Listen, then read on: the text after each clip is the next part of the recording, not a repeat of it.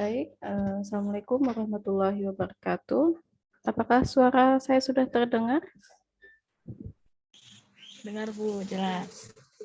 Baik, alhamdulillahirrabbilalamin, wabihi nasta'inu ala umuri dunia waddin, wa ala alihi wa sahbihi ajma'in amma ba'du.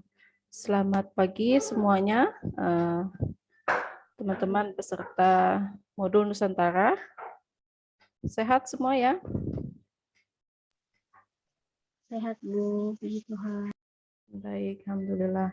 Hari ini seperti yang sudah Ibu sampaikan kemarin, kita akan melaksanakan kegiatan modul refleksi keempat yang hari ini narasumbernya adalah Ibu Esti Aryani Sapitri. Ibu Esti sudah berhadir di sini. Selamat pagi Bu Esti.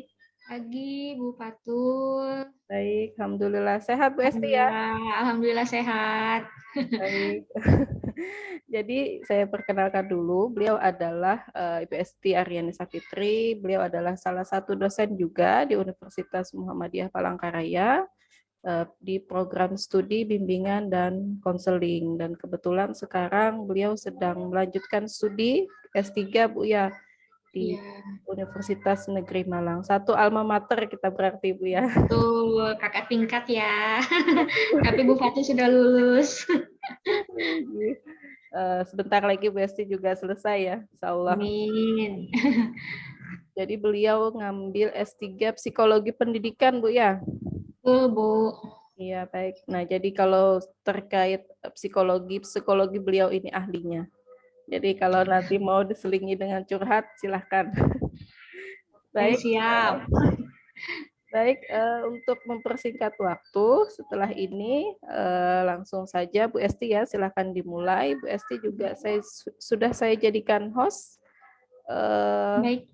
Jadi nanti bisa langsung untuk share screen untuk peserta yang lainnya, Salsabila, Novia, dan yang masih off kameranya silahkan di on kan supaya nanti bisa komunikasinya bisa berjalan dengan lebih baik. Sambil menunggu yang lain Bu, masih ada yang belum bergabung, sudah saya hubungi untuk bisa segera bergabung. Mungkin itu saja Bu Esti, saya persilakan Bu Esti untuk memulai. Terima kasih sebelumnya. Terima kasih Bu, oke. Baik, langsung saja. Assalamualaikum warahmatullahi wabarakatuh. Selamat pagi semuanya, adik-adik. Waalaikumsalam warahmatullahi wabarakatuh. Baik, oke. Jadi seperti yang sudah Bu Fatul sampaikan sebelumnya, hari ini kita akan melaksanakan kegiatan lebih kepada saya berbagi sesuai dengan tema hari ini, yaitu self love, budayamu, budayaku, budaya kita semua. Nah, jadi pada kegiatan hari ini saya akan menyampaikan lebih kepada bagaimana kita mencintai diri sendiri sebagai bagian dari budaya.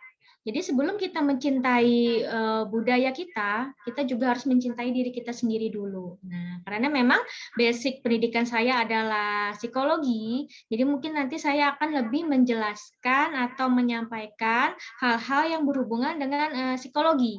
Jadi nanti mungkin adik-adik ada yang ingin disampaikan terkait permasalahan diri yang hubungannya dengan self love, nanti bisa ditanyakan seperti itu. Saya share screen dulu materi kita hari ini.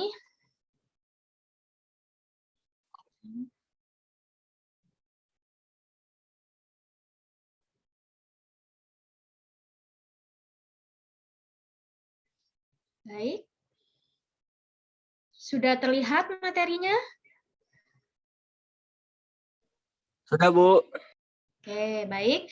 Nah, adik-adik di sini saya akan menjelaskan, menyampaikan beberapa hal bagaimana cara kita mencintai diri sendiri. Nah, di sini saya beri judul Self Love dengan Mengenal Diri Sendiri. Karena pada dasarnya adalah kalau kita mencintai diri sendiri itu pada awalnya kita harus mengenal diri sendiri dulu. Karena saya yakin sebagian besar dari kita itu belum mengenal diri secara penuh ya. Jadi kadang-kadang kita tidak tahu kelebihan kita apa, kekurangan kita apa. Kita bahkan lebih tahu sifat dan pribadi orang lain daripada pribadi kita sendiri. Nah, memahami diri sendiri itu kadang lebih sulit daripada memahami orang lain. Nah, seperti itu. Jadi, di sini nanti akan saya sampaikan bagaimana cara mengenal diri sendiri dulu sebelum kita mencintai diri sendiri. Nah, seperti ini. Nah, ini siapakah diri kita? Nah, itu kadang-kadang ya itu kita kadang tahu nih teman kita, kemudian keluarga kita tahu sifatnya, baik kebaikannya, keburukannya. Tapi terkadang kalau adik-adik menanyakan pada diri sendiri, sebenarnya kelebihan saya apa, kekurangan saya apa, terkadang bingung mau menjawab. Saya kelebihannya bisa misalnya pintar menyanyi, pintar memasak, tapi kadang kita tidak bisa menemukan kekurangan diri. Nah, padahal setiap manusia itu kan pasti mempunyai kekurangan dan kelebihan. Nah, seperti itu. Jadi sulit sebenarnya menemukan bagaimana pribadi kita, karakteristik kita. Nah, itu tidak mudah dan itu hal yang wajar. Ya, hal yang wajar dialami oleh setiap manusia, kita tidak bisa melihat kekurangan diri. Kalau ibarat pepatah kan gajah di semut di ujung lautan terlihat, tapi gajah di pelupuk mata tidak terlihat. Nah, itu memang benar. Kadang kita sulit untuk menemukan pribadi kita yang sebenarnya itu seperti apa. Maka dari itu kadang saat kita ada masalah yang berat, kadang ada problematika yang sulit untuk diselesaikan, kadang kita cenderung menyalahkan diri sendiri. Itu karena kita tidak mengenal diri kita, padahal diri kita sudah berupaya keras supaya bisa menyelesaikan masalah itu. Nah, itu adalah kenapa kita menyalahkan diri sendiri, karena kita tidak mengenal diri kita itu seperti apa. Nah, itu. Nah, kemudian, beberapa filsuf Yunani zaman dulu, waktu awal mula filsafat itu tercipta. Nah, filsafat itu adalah ilmu dari segala ilmu. Jadi, munculnya ilmu itu berasal dari filsafat. Tokoh-tokoh filsafat dulu, contohnya seperti Socrates, itu mempertanyakan diri. Mereka ini adalah tokoh filsafat yang berpikir sangat kritis. Nah, awal mula mereka berpikir mengenai mengapa ada manusia, mengapa saya ada di dunia, apa tujuannya. Jadi mempertanyakan keberadaan diri. Nah, di sini Socrates pernah mengatakan bahwa wujud tertinggi dari keunggulan manusia adalah mempertanyakan diri sendiri dan orang lain. Maka kenalilah dirimu sendiri. Nah, jadi awal mula filsafat muncul selain mempertanyakan keberadaan alam dan sekitarnya, juga mempertanyakan untuk apa manusia ada di bumi, untuk apa manusia itu hidup. Nah, seperti itu. Begitu pula dengan Plato. Plato juga salah satu tokoh filsafat juga yang menyatakan bahwa manusia hendaknya senantiasa mencari dirinya sendiri dan setiap saat menguji dan mengkaji eksistensi keberadaan dirinya di dunia. Nah, kadang kita bertanya pada diri sendiri, untuk apa saya hidup, untuk apa saya berada di sini, apa peran saya di lingkungan saya. Nah, itu adalah pemikiran-pemikiran filsafat yang mempertanyakan diri sendiri. Nah, seperti itu. Itu awal mulanya ilmu filsafat yang mempelajari manusia. Jadi pada intinya adalah mengapa manusia ada di dunia, apa perannya, bagaimana hubungannya dengan orang lain, bagaimana hubungannya dengan alam semesta, bagaimana hubungannya dengan Tuhan Yang Maha Esa. Nah, itu adalah pertanyaan-pertanyaan mendasar mengapa manusia hidup dan perannya apa saja. Nah, seperti itu. Nah, tokoh lain bahwa menyatakan tidak ada satu topik dalam psikologi yang lebih banyak diteliti saat ini selain topik tentang diri atau self, tentang manusia. Karena manusia itu rumit ya, jadi banyak sekali pelajaran-pelajaran atau ilmu pengetahuan di dunia ini, khususnya psikologi yang mempelajari mengenai manusia. Jadi manusia ini adalah makhluk yang sangat unik ya. Kita mempunyai akal, pikiran, tapi kadang-kadang kita juga bisa berimajinasi. Kadang-kadang kita punya sifat atau pribadi yang tidak bisa kita tebak dan seterusnya. Nah, jadi manusia itu sangat unik. Maka dari itu setiap ilmu pengetahuan yang berhubungan dengan manusia itu pasti juga mempelajari mengenai psikologi yang bagaimana menerangkan ilmu tentang manusia itu sendiri dan bagaimana mereka berinteraksi dengan orang lain. Nah, di sini dinyatakan bahwa kesadaran kita akan self atau diri membantu kita untuk, nah jadi kita menyadari bahwa kita berada di sebuah lingkungan, kita berada di sebuah komunitas, berada di sebuah tempat, ya kita tahu. Jadi diri kita ini berguna untuk apa? Nah, jadi keberadaan kita ini membantu kita untuk yang pertama mengorganisasikan pikiran, perasaan, serta tindakan. Nah, terkadang pada situasi tertentu kita merasa sedih, kita ingin menangis, kita marah karena ada situasi tidak bisa dikendalikan, atau kita senang karena mendapatkan berita yang baik misalnya. Namun sebagai manusia yang berada di lingkungan, tentu kan kita tidak sedih yang berlebihan, tidak marah yang berlebihan, sedih mungkin menangis hanya 1 hari, tidak menangis berminggu-minggu, marah juga tidak marah yang sampai menyakiti orang lain. Nah, itu namanya mengorganisasikan perasaan dan pikiran. Jadi bisa kita kendalikan. Nah, dan juga pada akhirnya dapat mengendalikan tindakan kita. Jadi wajar di sini kalau adik-adik merasa sedih menangis, baik laki-laki atau perempuan merasa sedih itu menangis, itu hal yang wajar, itu adalah ekspresi emosi. Saat kita marah akan sesuatu, kita menjadi sangat emosi, itu wajar. Namun yang tidak wajar adalah jika berlebihan. Nah, jadi mengorganisasikan pikiran, jadi mengatur bagaimana pikiran dan perasaan kita, kemudian nanti tindakan kita pun akan lebih efektif. Kemudian juga memungkinkan kita untuk mengingat masa lalu, ya, menilai masa kini dan merencanakan masa depan. Nah, bahwa sebenarnya di masa lalu kita kan mempunyai pengalaman-pengalaman, baik itu pengalaman yang menyenangkan, baik itu pengalaman yang tidak menyenangkan, pengalaman pahit, ya, pengalaman berharga. Yang pasti self yang sehat atau diri yang sehat akan mengingat masa lalu itu sebagai pelajaran, supaya masa lalu yang tidak menyenangkan itu menjadi pelajaran supaya tidak terulang. Atau juga masa lalu yang menyenangkan akan dipelajari bahwa kita menemukan pengalaman-pengalaman menyenangkan yang mungkin bisa kita lakukan di masa yang sekarang. Juga kita bisa menilai masa kini, bagaimana kita berbuat pada hari ini sesuai dengan pengalaman kita di masa lalu. Dan juga kita mampu merencanakan masa depan, di mana masa depan yang sudah kita rancang itu sesuai dengan apa yang kita harapkan pada hari ini. Nah, seperti itu. Kemudian juga dapat berperilaku secara adaptif, dapat berperilaku menyesuaikan diri dengan kondisi yang ada di lingkungan. Seperti itu. Jadi kesadaran atau self maksudnya adalah kita yang memahami diri kita seutuhnya, memahami diri kita berikut kekurangan dan kelebihan, itu membantu kita bagaimana kita bertindak di lingkungan. Saat situasi tidak terkendali, apa yang harus kita lakukan? Kemudian solusi apa yang harus kita lakukan? Nah, seperti itu. Nah, itu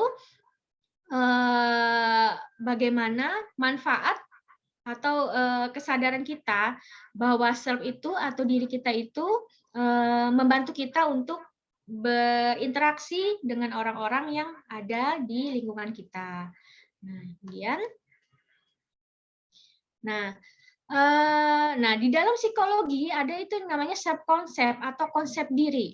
Nah, jadi setiap manusia di sini, adik-adik di sini itu mempunyai konsep dirinya masing-masing dan itu berbeda pada setiap orang. Nah, beberapa tokoh di sini menyatakan bahwa konsep diri ini sebagai seluruh keyakinan yang dimiliki seseorang mengenai sifat yang dimiliki. Jadi tergantung keyakinan. Kalau kita yakin diri kita ini negatif, maka konsep diri negatif. Atau kita berpikir bahwa diri kita ini positif, kita mempunyai kelebihan berikut kekurangan. Nah, berarti kita menilai diri kita ini self konsep kita adalah positif. Jadi tergantung keyakinan individu masing-masing. Nah, konsep diri juga berupa kumpulan-kumpulan keyakinan dan sikap terhadap diri sendiri. Jadi bagaimana kita menilai diri sendiri? Kalau kita menilai diri kita tidak mampu, menilai diri kita lemah, menilai diri kita tidak baik, maka konsep kita pun tidak baik atau negatif.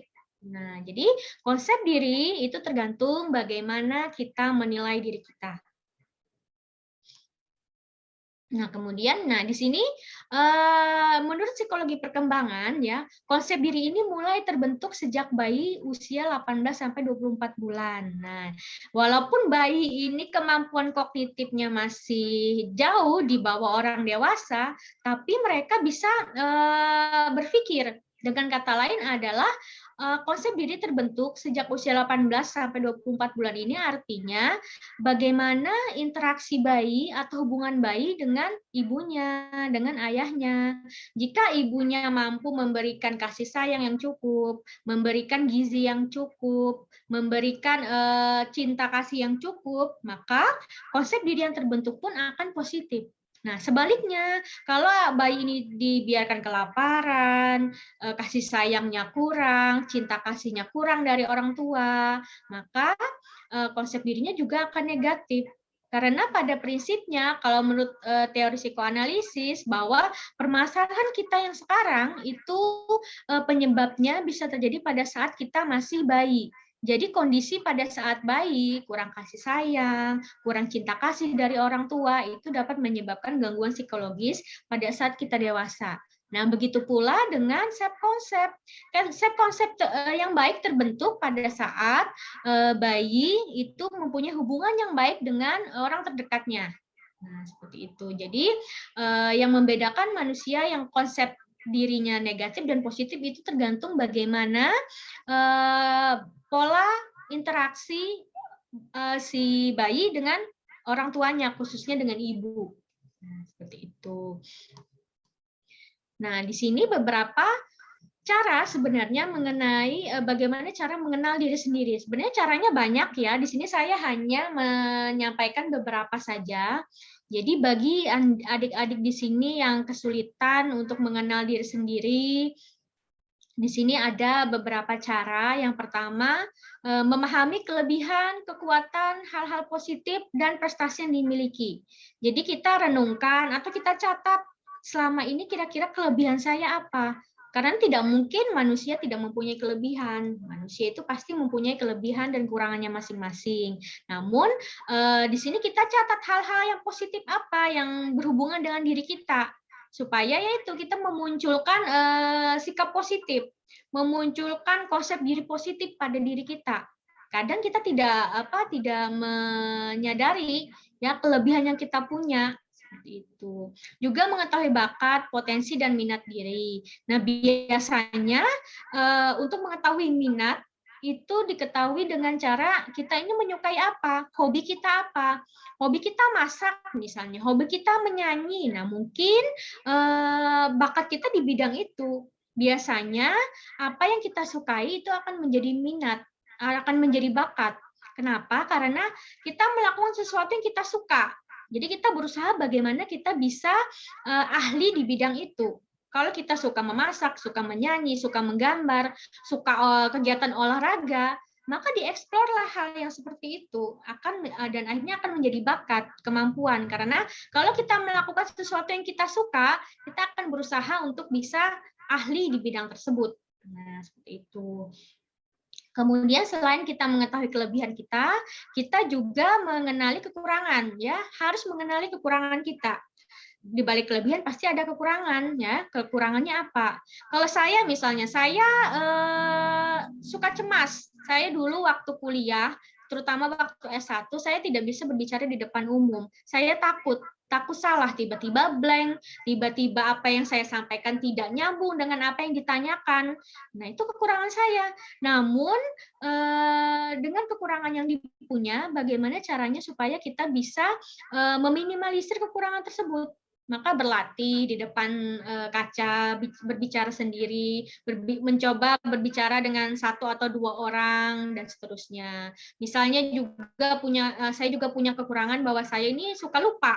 Ya, saya cepat sekali melupakan sesuatu. Maka caranya adalah dengan sering mencatat. Ketika saya punya ide, tiba-tiba saya punya ide, saya catat.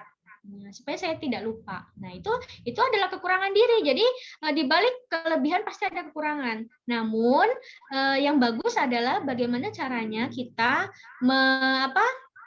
mengatasi, ya, bagaimana cara kita menghadapi kekurangan tersebut supaya kekurangan tersebut bisa membantu kita untuk menjadi pribadi yang lebih baik. Nah, kemudian mengenali apa yang kita sukai dan apa yang tidak kita sukai. Nah, seperti itu. Itu juga salah satu cara mengenal diri. Tentu setiap orang mempunyai hobinya masing-masing dan setiap orang mungkin menyukai atau tidak menyukai sesuatu. Nah, itu juga bisa seperti itu. Dan juga bisa juga kita meminta masukan dari orang lain, ya. Jadi terkadang yaitu kita lebih bisa menilai orang lain daripada menilai diri sendiri. Begitu juga dengan orang lain.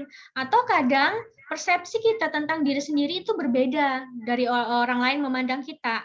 Maka kalau adik-adik tipenya orang yang terbuka akan pendapat, terbuka akan kritikan, dan siap menerima penilaian dari orang lain, maka cobalah untuk meminta masukan dari orang lain. Saya ini seperti apa sih sifatnya? Menurut kamu, saya ini kelebihannya apa? Kekurangannya apa? Hal apa yang membuat kamu tidak nyaman dengan saya? Nah, itu kita bisa melihat sudut pandang orang lain mengenai diri kita. Karena terkadang, yang orang lain nilai tentang kita, dibandingkan dengan kita menilai diri kita sendiri, itu kadang berbeda. Nah, itu tapi kalau adik-adik siap dengan masukan dari orang lain, biasanya kalau kita punya sahabat, punya orang terdekat, itu mereka kan cenderung untuk bebas menyatakan kalau mereka tidak suka atau mereka suka dengan kita tanpa rasa sungkan. Nah, seperti itu. Itu juga bisa salah satu cara untuk mengenal diri sendiri. Kemudian mencoba jujur dan mengakui apa yang ada dalam diri sendiri, ya. Jadi jujur dengan diri sendiri, jujur dalam artian bahwa kita menerima perasaan kita sedih, kita terima, kita sedih karena apa, atau kita gagal akan sesuatu, gagal, kita ingin mendapatkan sesuatu tapi kita gagal mendapatkannya. Kita mencoba jujur, oh ternyata kita refleksikan bahwa oh ternyata saya kurangnya di sini, oh mungkin saya kurang berusaha, oh mungkin saya kurang mencari informasi yang lain dan seterusnya. Nah, jujur dengan diri sendiri. Kemudian juga introspeksi diri, ya itu penting karena terkadang permasalahan yang muncul bukan karena orang lain, tapi karena diri sendiri, ya karena kesalahan diri sendiri. Tergantung kita, apakah kita mau mengakuinya atau tidak. Kalau memang kita mau mengakui ternyata permasalahan itu berasal dari diri kita sendiri, maka akan lebih mudah kita untuk memperbaiki diri. Tapi kalau ternyata kita tidak mau mengakui bahwa kesalahan itu dari kita, nah, itu akan sulit untuk bisa menyelesaikan masalah. Nah, itu ya, itu beberapa cara mengenal diri sendiri.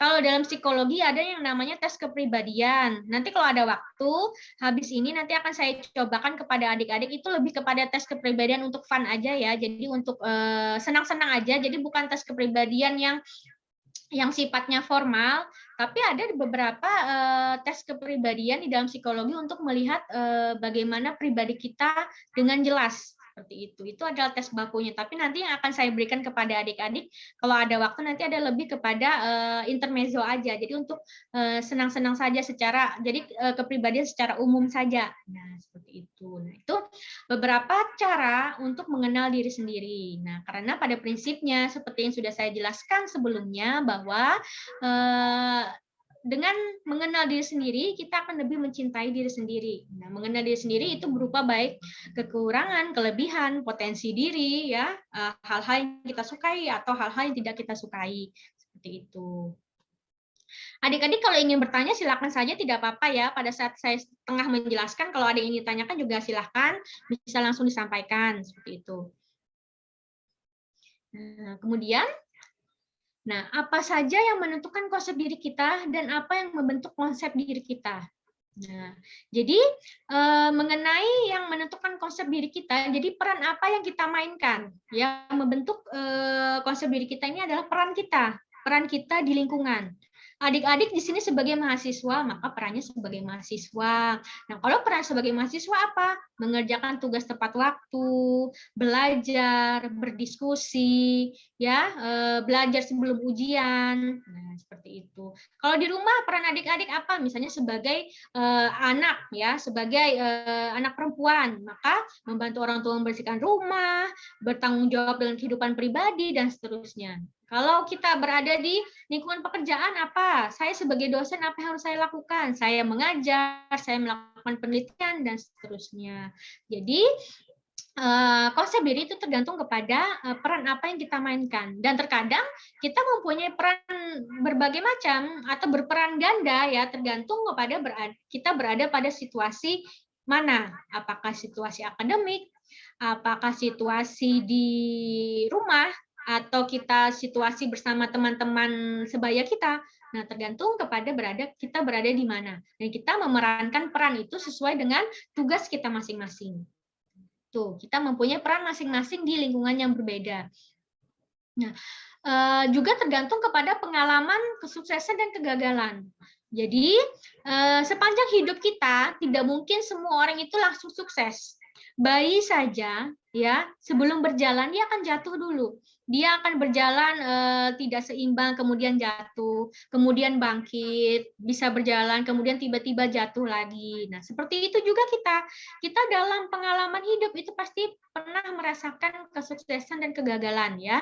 Karena kegagalan itu mungkin memang menyakitkan ya, tapi terkadang kegagalan itu ada sebagai pelajaran kita supaya kita tidak mengambil jalan yang salah. Mungkin pada saat yang kita masih muda, kita salah mengambil jalan, atau kita salah berteman dengan orang, atau kita salah mengambil keputusan yang mengakibatkan permasalahan muncul. Maka dengan pengalaman kita belajar bahwa kesalahan-kesalahan tersebut menjadi masukan kita, menjadi pelajaran kita supaya bisa sukses. Nah, mengambil jalan lain supaya sukses. Nah, jadi konsep diri itu tergantung bagaimana pengalaman kita, baik itu sukses ataupun gagal. Nah, gagal hanya akan menjadi kegagalan kalau kita tidak mengambil pelajaran. Tapi kegagalan akan menjadi jalan untuk sukses kalau kita menemukan pelajaran dari kegagalan yang pernah kita alami. Nah, seperti itu. Itu salah satu yang membentuk konsep diri kita. Nah, kemudian, itu juga penilaian dari orang lain, seperti yang saya sebutkan tadi. Jadi, kita berada di lingkungan atau kita berada di situasi di mana kita pasti berinteraksi dengan orang lain. Kita berinteraksi dengan teman, berinteraksi dengan dosen, berinteraksi dengan orang tua, dengan keluarga, dengan saudara. Pasti mereka merasakan bagaimana peran kita di lingkungan tersebut.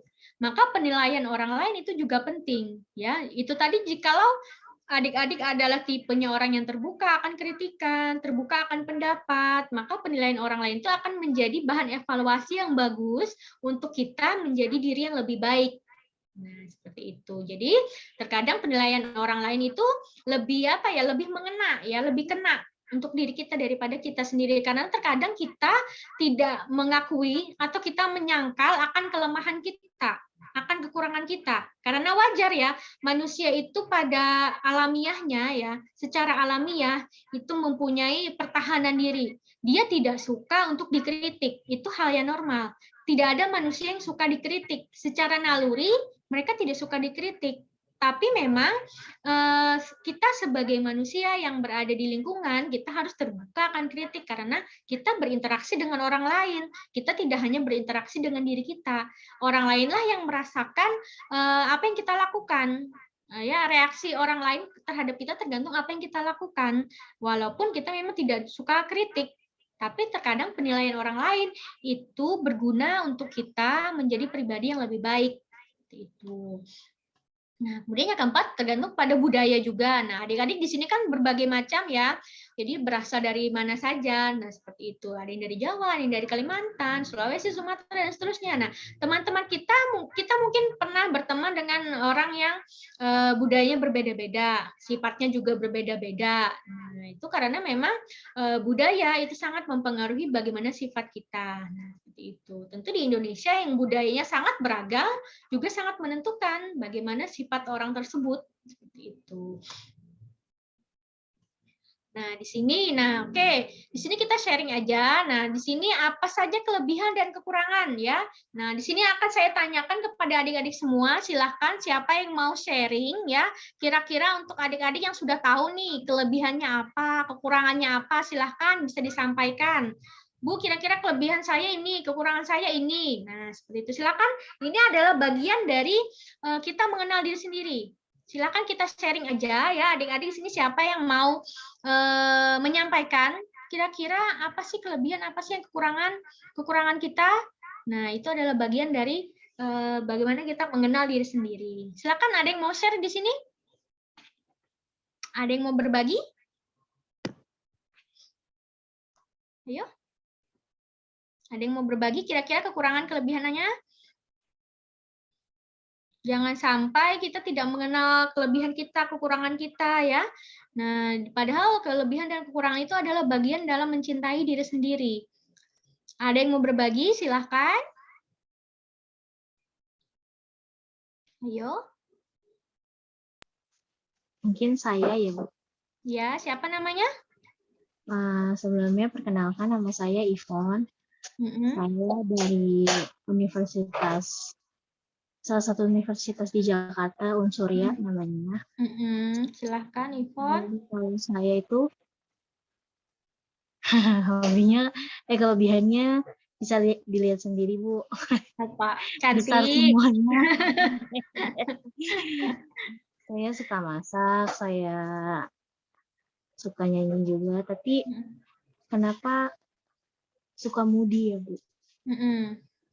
Saya anaknya suka moody, kadang kalau lagi mau ngerjain tugas, dikerjain semua, kadang kalau udah ketunda 1 atau 2, jadinya ikutan bablas juga.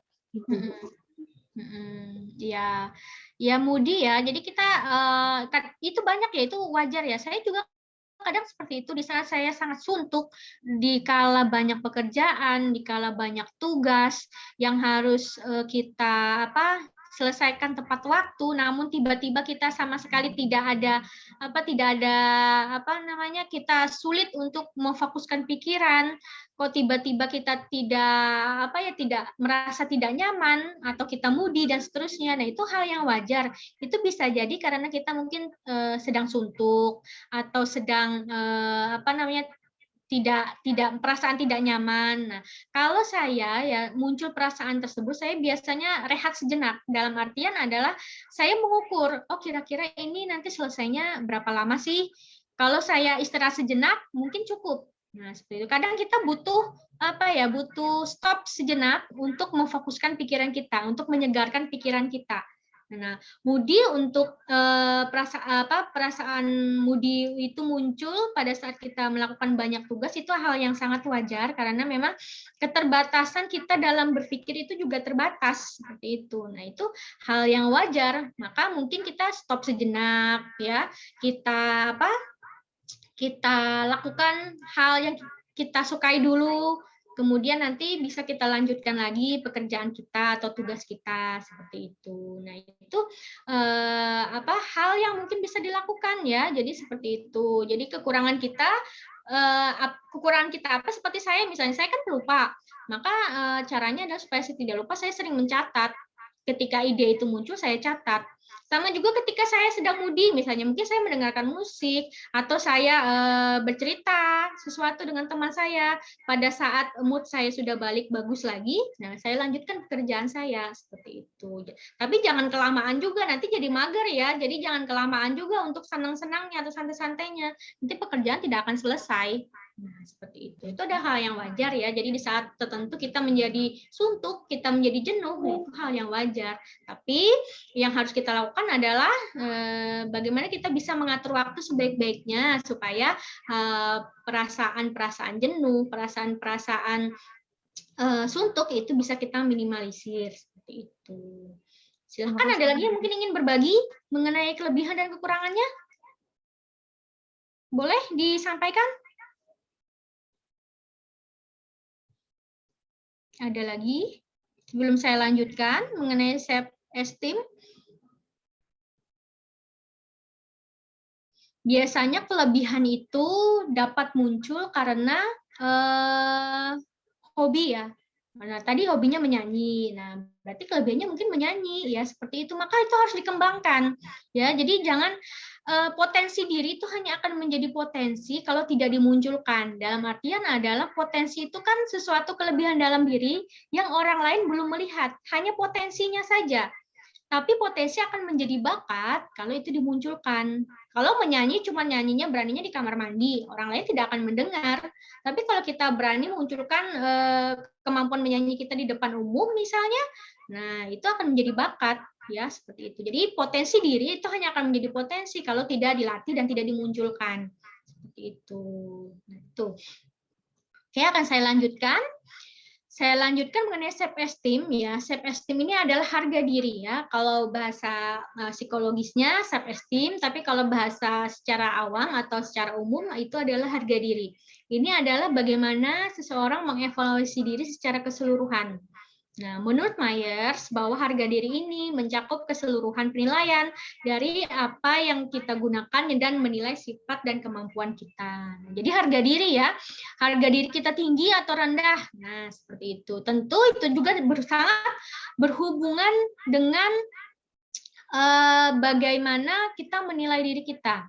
Menilai itu tadi baik menilai kekurangan ataupun kelebihan. Nah, seperti itu. Jadi harga diri itu bisa tinggi, bisa rendah, tergantung bagaimana kita menilai diri kita. Nah, di sini hal ini menunjukkan bahwa harga diri dipengaruhi oleh persepsi terhadap diri sendiri.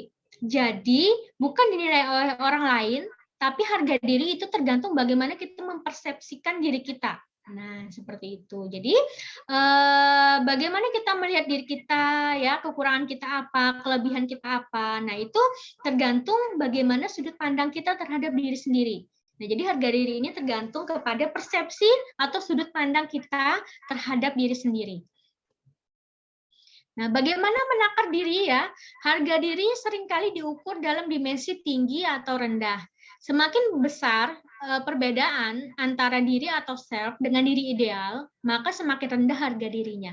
Maksudnya adalah kita tahu kekurangan dan kelebihan kita, ya. Berikut kekurangan dan kelebihan. Tapi kita juga punya pikiran self ideal. Self ideal itu adalah diri ideal. Seharusnya kita seperti apa? Misal, saya sebagai mahasiswa, diri ideal saya adalah saya lulus kuliah tepat waktu, ya, mengerjakan tugas akhir dengan baik, dengan IPK ya paling tidak 3,3 misalnya seperti itu. Itu ada diri ideal. Nah, itu diri kita bagaimana bisa mencapai diri ideal tersebut. Tapi kalau kita menargetkan diri ideal terlalu tinggi, misal saya lulus harus cum laude, harus IPK 3,9, harus bagus semuanya. Nanti setelah lulus saya harus bekerja di perusahaan internasional dengan gaji minimal 20 juta, misal seperti itu. Itu terlalu tinggi, sedangkan diri kita mungkin tidak semampu itu untuk dicapai. Maka itu akan membuat harga diri kita rendah. Kita menargetkan atau kita merancang atau kita menargetkan diri ideal kita terlalu tinggi, tidak sesuai dengan kemampuan kita. Nah, itu nanti akan membuat harga diri kita itu rendah. Ya, jadi itu semuanya tergantung bagaimana kita menargetkan diri kita, menargetkan diri ideal kita. Misalnya saya ingin bekerja, tidak apa-apalah saya bekerja, yang penting saya bekerja di pekerjaan tetap, gaji cukup untuk menghidupi saya, cukup untuk membantu orang tua misalnya. Nah, itu diri ideal yang sesuai dengan kemampuan diri. Maka harga dirinya akan tinggi karena tidak terlalu jomplang, tidak terlalu jauh dengan diri yang sebenarnya. Nah, jadi pada prinsipnya adalah perbedaan antara diri ideal dengan diri diri sebenarnya itu tergantung kepada bagaimana kita menargetkan diri ideal itu yang seperti apa. Nah, kemudian yang selanjutnya. Nah, di sini di tokoh lain menyebutkan bahwa mereka yang mempunyai harga diri positif itu cenderung gembira, cenderung percaya diri, ya. Mereka sehat secara mental, produktif dan sukses. Jadi kita yang mempunyai harga diri yang positif, harga diri yang baik, ya, yang tadi yang kita menargetkan self idealnya tidak terlalu tinggi atau sesuai dengan kemampuan kita, sesuai dengan pribadi kita, maka kita akan cenderung hidup dengan bahagia. Kita mampu percaya diri. diri dengan situasi. Percaya diri bukan dalam artian kita yakin akan semua kelebihan kita, tapi kita percaya diri bahwa kita mempunyai kekurangan dan kelebihan. Kekurangan yang mampu kita hadapi dan kelebihan yang bisa kita manfaatkan. Kita juga sehat secara mental, ya, tidak mempunyai permasalahan psikologis yang berat. Kita juga produktif, kita mampu menghasilkan sesuatu yang bisa berguna untuk orang lain, dan kita juga bisa sukses. Nah, sekali lagi bahwa sukses ini adalah berbeda-beda pada setiap orang. Tidak bisa kita membandingkan sukses satu orang dengan orang lain karena berbeda. Ya, kita menargetkan sukses adalah mampu mengerjakan tugas tepat waktu. Tapi orang lain menargetkan sukses adalah mendapatkan nilai A misalnya. Nah, itu berbeda. Ya, tidak bisa kita membandingkan sukses kita dengan orang lain. Karena yang bisa kita bandingkan adalah diri kita sendiri. Bagaimana diri kita yang sekarang dibandingkan diri kita yang dulu, atau bagaimana diri kita yang sekarang dengan diri kita yang akan datang. Lebih sukses mana diri kita yang sekarang dengan yang akan datang? Lebih sukses mana antara diri kita yang dulu dengan yang sekarang? Misalnya seperti itu. Jadi jangan kita membandingkan sukses orang lain dengan diri kita. Tapi akan lebih baik adalah kita membandingkan sukses kita dengan diri kita sendiri. Nah, itu adalah gambaran diri yang lebih sehat. Seperti itu. Nah, kemudian diketahui bahwa harga diri yang tinggi membawa banyak manfaat bagi kita, antara lain memperkuat inisiatif, daya tahan, mempunyai perasaan yang senang. Nah, memiliki harga diri yang tinggi berarti seseorang menyukai dirinya sendiri. Jadi, dengan kita mempunyai harga diri yang tinggi atau harga diri yang positif, kita akan lebih mempunyai daya tahan. Dalam artian adalah di saat kita mendapatkan tugas, ya, adik-adik di sini mendapatkan tugas yang banyak dari dosen, belum lagi masalah yang lain, masalah keluarga, masalah pribadi. Namun karena kita mempunyai harga diri yang tinggi, harga diri yang positif, kita mempunyai daya tahan yang bagus.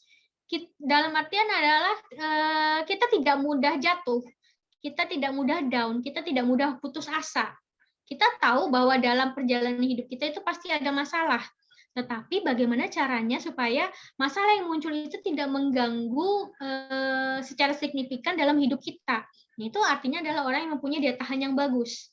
Kita juga memunculkan perasaan senang. Perasaan senang itu adalah emosi yang positif. Kalau perasaan kita senang, maka tingkah laku yang menyertainya juga akan positif. Nah, seperti itu.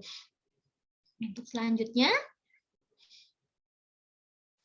nah, harga diri yang tinggi menjadi masalah saat berubah jadi narsis. Nah, jadi hati-hati ya, jangan-jangan kita menilai diri kita terlalu tinggi, akhirnya kita akan berubah jadi narsis. Nah, di sini menurut psikologi, orang narsis atau narsisis ini memiliki harga diri yang tinggi, tetapi pada saat yang sama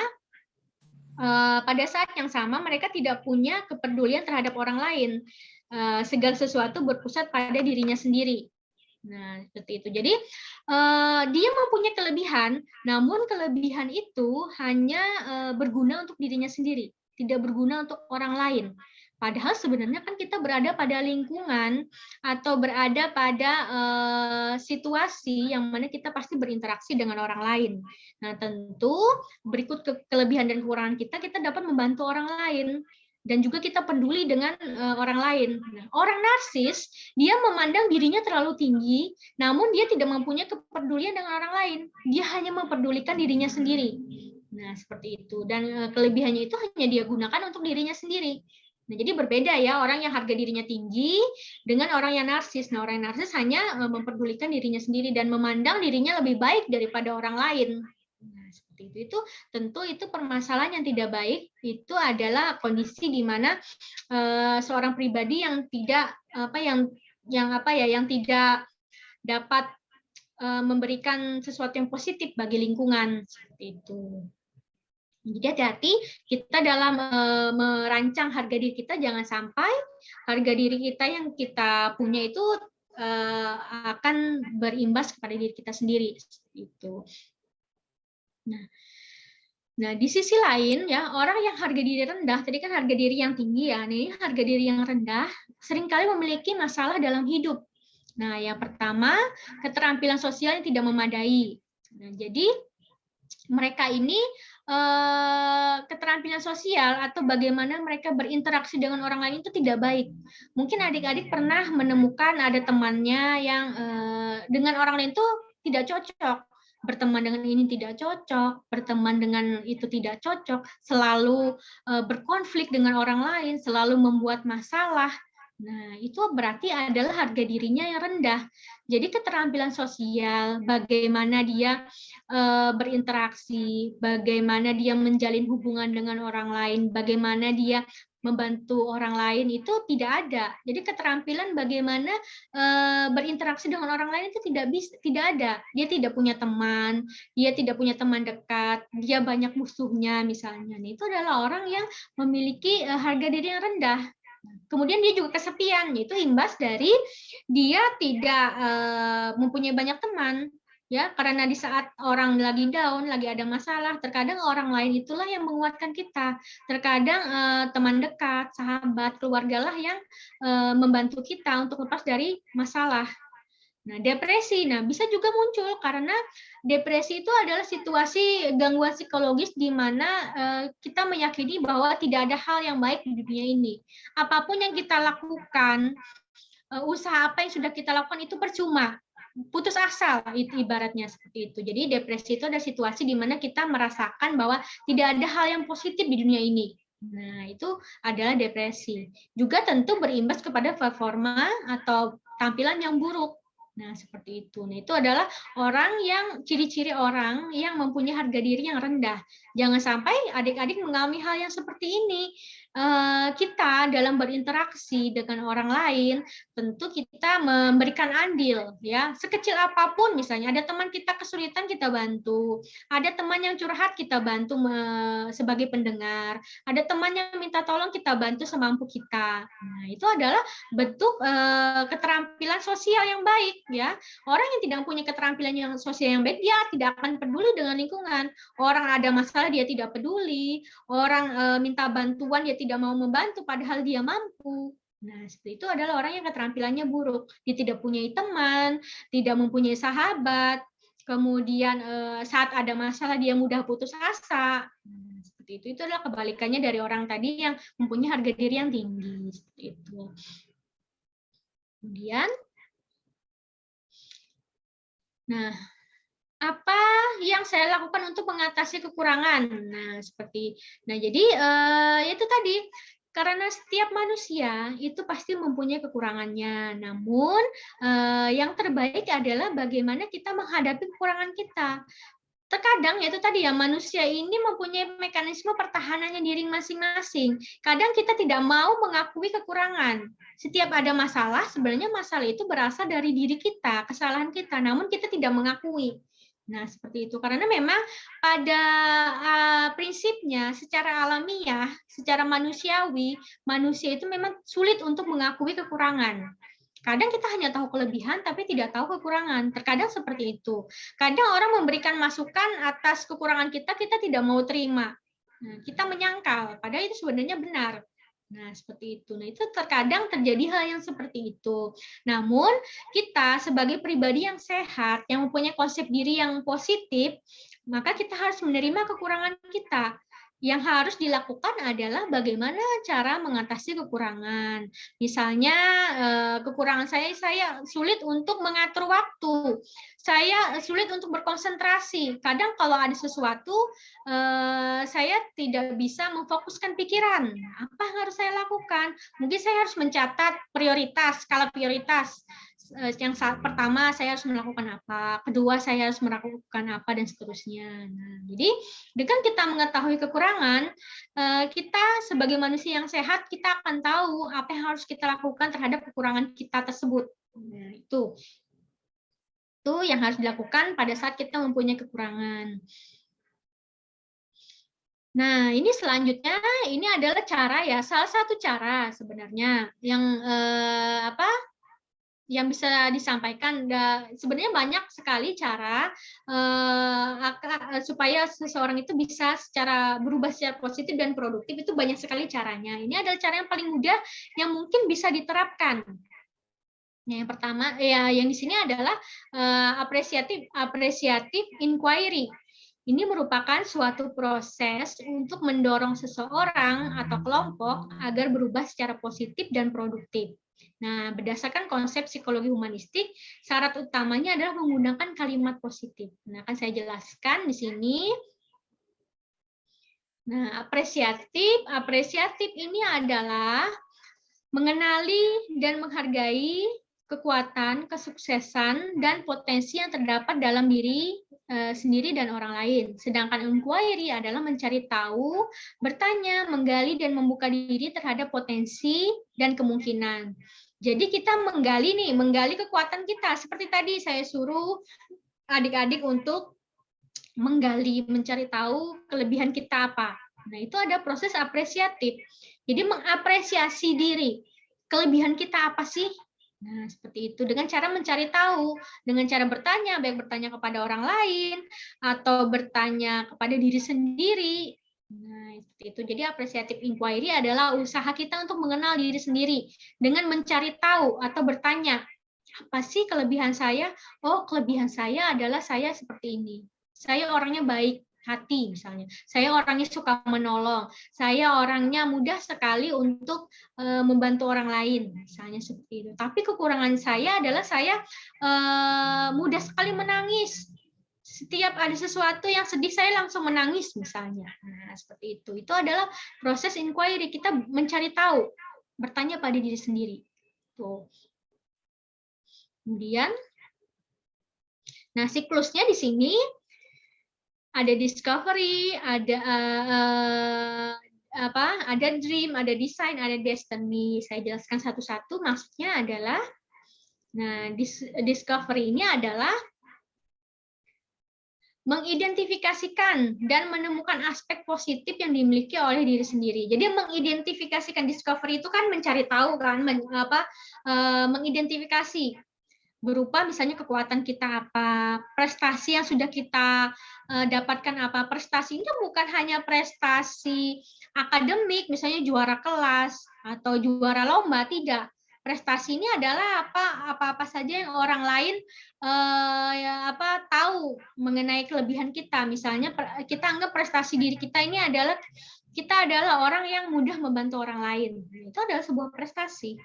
Pengalaman membanggakan misalnya. Pasti di sini adik-adik kalaupun ingin mengingat-ingat ke belakang, pasti ada pengalaman yang membanggakan yang pernah dialami. Misal pengalaman membanggakan adalah saya misalnya pernah bekerja sambil kuliah, hasil gaji dari bekerja sebagian saya berikan ke orang tua. Nah, itu salah satu pengalaman membanggakan. Atau pengalaman membanggakan lain adalah saya membantu teman saya pada saat kesulitan misalnya. Itu adalah pengalaman membanggakan. Jadi setiap orang mempunyai pengalaman membanggakannya masing-masing. Kemampuan, ya, apa yang kita mampu, apa yang bisa kita lakukan. Pencapaian, sampai saat ini saya sudah berkuliah semester berapa, pencapaian saya sudah seperti ini, saya lulus di semua mata kuliah. Nah, itu adalah pencapaian. Potensi, nah yang saya sebutkan tadi, potensi itu adalah kecenderungan bakat kita. Jadi sesuatu kelebihan yang hanya kita sendiri saja yang tahu. Itu masih potensi, tapi potensi bisa menjadi bakat kalau potensi itu diasah. Pintar menyanyi tapi menyanyinya hanya di kamar mandi, itu hanya potensi. Tapi potensi atau kemampuan tersebut atau kelebihan bisa menyanyi, kemudian dia munculkan di depan umum, itu akan menjadi bakat dan diakui oleh orang lain. Nah, seperti itu aspek positif dan berbagai kebanggaan lainnya, ya. Jadi proses discovery ini adalah mencari kekuatan diri kita, kelebihan kita. Jadi kita menanyakan pada diri sendiri kelebihan kita ini apa. Jadi tidak ada yang salah akan kelebihan ini dan setiap orang pasti kelebihannya berbeda-beda. Nah, itu adalah proses discovery-nya. Kemudian, nah yang kedua adalah dream. Pada tahap ini, ya, setiap orang didorong untuk menemukan impian atau harapan personal yang besar, hebat dan melampaui batas atas apa yang pernah terjadi di masa lalu. Jadi di sini kita apa ya, ibaratnya menghayal ya, menemukan harapan. Menghayal dalam artian adalah bukan kita menghayal terlalu tinggi. Ini maksudnya adalah menghayal sesuai dengan apa yang kita harapkan. Misalnya kita memimpikan, oh saya ingin lulus tepat waktu, saya ingin bekerja tidak usah muluk-muluk misalnya, yang penting saya bekerja dengan gaji yang tetap, dengan gaji yang bisa menghidupi saya, menghidupi keluarga, dan bisa membantu orang tua, misalnya seperti itu. Kita pikirkan seperti itu. Jadi sesuatu atau harapan. Jadi mimpi itu akan terwujud kalau memang ada usahanya. Jadi tidak sekedar mimpi. Setelah kita menemukan kelebihan kita, setelah kita menemukan kemampuan diri kita, kemudian kita menargetkan, oh nanti saya ingin seperti ini. Nanti saya ingin bekerja di bidang ini. Saya ingin melakukan hal ini dan seterusnya. Itu adalah dream, mimpi. Ya, jadi mimpi bukan hal yang negatif, tapi mimpi ini menjadi hal yang positif kalau sesuai dengan kemampuan kita. Tuh. Nah, selanjutnya desain. Nah, desain ini merancang. Jadi mimpi hanya akan menjadi mimpi kalau tidak kita rancang. Bagaimana cara mencapai mimpi tersebut? Merancang rencana aksi dan langkah yang akan dilakukan untuk mewujudkan impian dan harapan. Merencanakan aktivitas. Oh, saya ingin lulus tepat waktu, berarti saya harus mengerjakan tugas dengan sungguh-sungguh. Saya harus belajar lebih keras. Nah, nanti besok saya akan ke perpustakaan, saya akan mencari bahan untuk tugas, nanti akan selesai keesokan harinya. Nah, itu merencanakan aktivitas. Menetapkan indikator untuk mengukur keberhasilan aktivitas. Nah, indikator ini dalam artian adalah tahapannya. Jadi tugas selesai, tugas yang diberikan oleh dosen yang harus dikumpulkan minggu depan, saya harus selesai sehari sebelumnya. Dengan tujuan misalnya kalau ada kekurangan nanti bisa saya perbaiki. Jadi saya tidak mengerjakan secara tergesa-gesa, misalnya seperti itu. Mengidentifikasikan sumber daya. Sumber daya ini adalah kemampuan ya, kemampuan diri kita. Mampu tidak kita mencapai hal tersebut? Mampu tidak orang lain juga mensupport saya, misalnya seperti itu. Dan menentukan target waktu capaian. Jadi kapan nih harus tercapai tujuan kita? Kapan target kita ini harus selesai? Nah, seperti itu. Jadi mendesain. Jadi sekali lagi, mimpi hanya akan menjadi mimpi kalau tidak kita desain, tidak kita rencanakan, tidak kita susun langkah-langkahnya. Nah, jadi setiap di sini adik-adik kan pasti mempunyai mimpinya masing-masing. Berarti itu juga langkah-langkah yang akan disusun juga akan berbeda-beda pada setiap orang. Nah, seperti itu. Nah, yang terakhir, destiny. Destiny adalah menguatkan komitmen untuk melaksanakan rencana aksi demi mencapai impian dan harapan. Jadi komitmennya dikuatkan. Karena terkadang kita ini kan berada pada posisi up and down. Kadang kita di atas, kadang kita di bawah. Namun yang menentukan kualitas kita di akhir adalah bagaimana komitmen kita. Saat kita lagi ada masalah, saat kita lagi down, tapi kita tetap komitmen. Oh ya, manusiawi saat manusia itu putus asa, manusia itu merasa merasa di bawah, merasa putus asa, merasa di bawah, merasa lelah, itu itu hal yang wajar. Namun kita tetap komitmen, oh ya setelah ini saya bisa bangkit, setelah ini saya bisa kembali seperti biasa, dan kembali kepada target saya. Nah, jadi seperti itu. Jadi menerima diri sendiri bahwa terkadang kita berada pada posisi di bawah karena manusia itu kan pasti mempunyai masalahnya masing-masing. Dan pada saat kita ada masalah, terkadang kita tidak mood untuk melakukan apapun. Terkadang apapun yang kita lakukan itu menjadi salah. Nah, itu hal yang wajar. Namun manusia yang normal, manusia yang positif adalah pada saat di bawah dia tetap mempunyai komitmen bahwa saya harus bangkit walaupun saya sedang mengalami masalah. Nah, seperti itu. Itu adalah destiny. Jadi menguatkan komitmen. Nah, seperti itu. Nah, itu ya. Itu beberapa yang bisa saya sampaikan. Jadi pada intinya adalah sebelum kita mencintai budaya ya. Budaya itu kan satu kesatuan.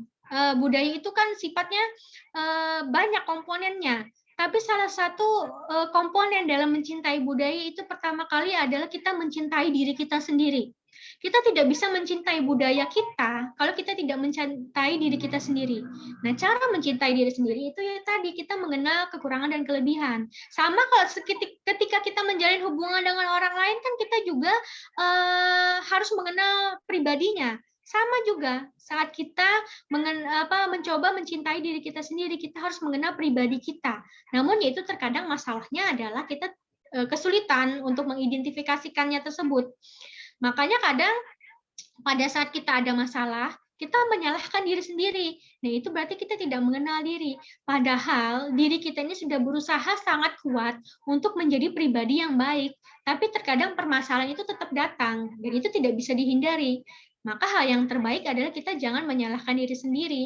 Kita cari solusinya. Ya mungkin permasalahan itu memang muncul dari diri sendiri, dari kesalahan diri pribadi. Tapi akan lebih baik kalau kesalahan diri pribadi itu kita menjadi bahan evaluasi supaya kedepannya tidak akan terjadi lagi. Nah, seperti itu. Itu adalah bagian dari mencintai diri sendiri. Seperti itu. Silakan. Mungkin ada yang ingin ditanyakan sehubungan dengan materi? Silakan, ada yang ingin tanyakan. Kita masih ada waktu.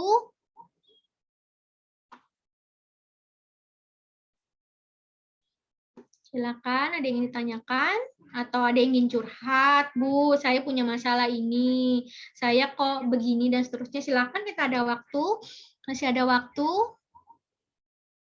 Silakan, Suherman ya, silakan. Baik Ibu, terima kasih. Sebelumnya perkenalkan, nama saya Suherman dari Kadira Jasa Restora Senjaya di Bandung, Ibu. Oke. Nah, tadi kan Ibu menyebutkan tentang masa lalu ya, Bu. Jadi Ya. teori Sigmund Freud ya, Bu ya. Salah satu Betul. baca. Nah, jadi Sigmund Freud itu kan menyebutkan kalau kita itu dipengaruhi oleh alam Masa bawah lalu. sadar kan. Ya, atau masa lalu itu kan. Nah, biasanya itu kan kalau udah gede gini tuh kan kita banyak dipengaruhi oleh masa lalu. Nah, gimana sih cara kita memperbaiki misalnya trauma-trauma pada masa kecil untuk mendapatkan konsep diri yang baik gitu? Baik, terima kasih, bagus pertanyaannya ya. Nah, salah satu teori besar dalam psikologi itu disebut dengan psikoanalisis. Psikoanalisis ini pencetusnya adalah Sigmund Freud. Nah, dia menyatakan bahwa masalah kita sekarang itu muncul karena permasalahan di masa lalu, terutama masa-masa kita waktu bayi. Jadi, bagaimana hubungan kita dengan orang tua, terutama dengan ibu ya. Kalau hubungan kita baik dengan ibu memberikan gizi yang cukup, memberikan kasih sayang yang cukup, memberikan cinta kasih yang cukup, maka konsep diri seseorang itu akan baik. Konsep diri bayi itu akan baik dan tidak akan menjadi masalah pada saat dia dewasa. Namun terkadang ada kondisi tidak ideal di mana bayi ini kekurangan kasih sayang, kekurangan gizi misalnya, atau ada trauma tertentu pada masa anak-anak yang berimbas kepada masa yang akan datang. Nah, itu tidak bisa kita hindari, dalam artian adalah kondisi orang pada saat dia bayi, anak-anak itu kan berbagai macam. Dan terkadang muncul situasi di mana itu menjadi traumatis. Nah, traumatis ini akibatnya kalau pada masa anak-anak memang masa anak-anak itu kan masa di mana kita kemampuan kognitif kita itu masih berkembang, tidak sebaik yang sekarang. Sekarang ya, kalau kita ada masalah kan mungkin kita bisa bercerita dengan orang, kita bisa curhat, kita bisa minta pendapat, minta solusi dari orang lain. Tapi anak-anak kalau mereka mendapatkan masalah, mereka kan tidak bisa. Kemampuan kognitifnya masih rendah, maka akan dia pendam, akan dia simpan. Nah, seperti itu. Dia tidak tahu bagaimana cara solusi untuk menyelesaikannya. Maka akan berimbas ke saat kita dewasa. Nah, apa yang harus kita lakukan jikalau kita mendapatkan masalah tersebut? Nah, tentu kita sebagai manusia sebenarnya kita mempunyai naluri bahwa kita bisa menyelesaikan masalah kita. Terkadang kita hanya perlu orang lain untuk mendengarkan masalah kita. Untuk dengan tujuan adalah meringankan masalah. Kalau masalah itu kita pendam, kita tidak akan menemukan solusi. Namun terkadang kita memerlukan seseorang untuk mendengarkan masalah kita. Nah, dengan begitu orang lain akan memberikan pandangannya, kita juga mengungkapkan masalah kita seperti apa, kemudian kita temukan solusinya. Karena pada prinsipnya manusia itu bisa menemukan solusi atas masalahnya sendiri. Namun terkadang dia tidak terampil atau dia takut. Nah, jadi cara terbaik adalah kita data. Oh, masalah saya seperti ini. Kita apa ya, inquiry ya, kita gali. Kita gali, oh masalah saya seperti ini. Berarti solusinya seperti ini. Karena setiap manusia itu pasti mempunyai solusinya. Karena yang paling mengenal diri kita adalah diri kita sendiri. Saya punya masalah ini. Oh, berarti solusinya mungkin seperti ini. Kita catat, oh solusi 1 ini, solusi 2 ini, solusi 3 ini. Dari semua solusi, mana yang mungkin kita lakukan. Nah, seperti itu. Jadi, salah satu cara menyelesaikan masalah seperti itu. Atau itu tadi, kita hanya perlu orang lain untuk mendengarkan. Nah, atau kalau misalnya kita punya trauma ya, kalau trauma yang cukup berat, ya itu tentu memerlukan terapi. Kalau dalam psikoanalisis ada yang namanya hipnosis. Hipnosis itu membantu seseorang untuk menggali pikiran alam bawah sadarnya. Nah, itu prosesnya panjang. Itu kalau seseorang mengalami traumatis yang cukup berat. Nah, ada juga misalnya masalah seperti fobia. Fobia itu adalah ketakutan yang berlebihan akan sesuatu yang tidak mendasar. Ketakutan terhadap hal-hal yang tidak menakutkan, misalnya takut terhadap pulpen. Nah, kan saya pernah mendengar orang yang takut akan pulpen. Kan tidak mungkin, pulpen itu kan tidak berbahaya. Orang yang takut keramaian. Nah, itu adalah kondisi psikologis yang cukup berat yang memerlukan terapi. Nah, tergantung masalahnya apa. Nah, tapi kalau kita hanya mempunyai masalah ringan, mungkin kita hanya perlu untuk berdiskusi dengan orang lain, atau perlu orang lain untuk mendengarkan, atau curhat, dan seterusnya. Seperti itu. Tergantung pada masalah kita. Seperti itu. Itu ya. Silakan, ada lagi yang tanyakan? Silakan yang ingin bertanya. Masih ada waktu?